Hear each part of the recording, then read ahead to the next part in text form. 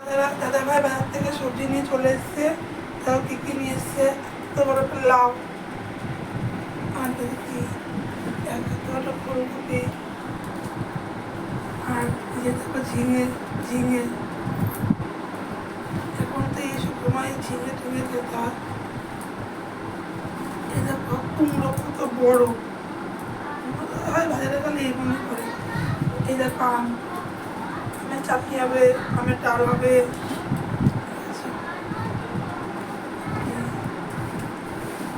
এর মধ্যে টমেটো আছে, কাঁচা লঙ্কা আছে, রসুন আছে, আদা আছে ব্যাগটার মধ্যে, আর এর মধ্যে পেঁয়াজ দেখতে পাচ্ছ, এই যে শসা,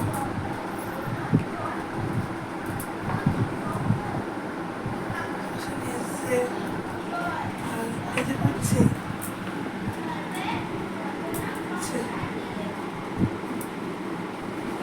এই যে ভেন্ডি।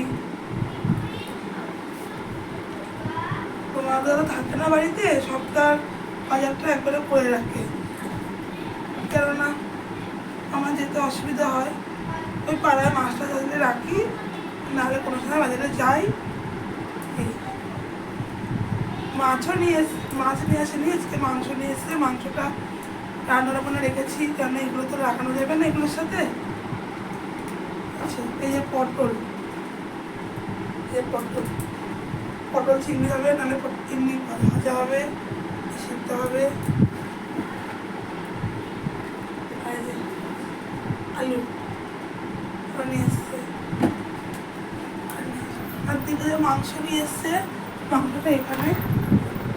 ওই যে একটা পাকা আমও নিয়ে এসছে। ডাল হচ্ছে দুপুরের জন্য, মাংসটা ধুয়ে রেখেছি মাংস। আর শুটকি মাছ, তোমরা কি শুটকি মাছ খাও? পরিষ্কার করে রেখেছি। তোমরা কি পছন্দ করো শুটকি মাছ?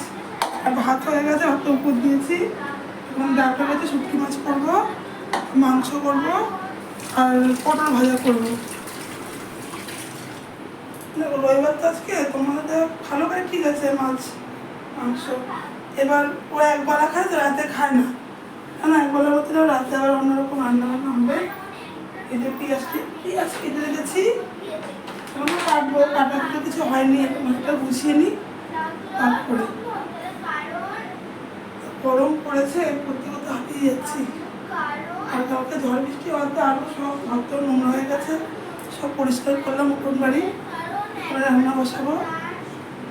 দিয়ে তোমাদেরকে দেখাবো রান্না হয়ে গেলে কীভাবে রান্না করেছি, ওটা কি দেখাবো।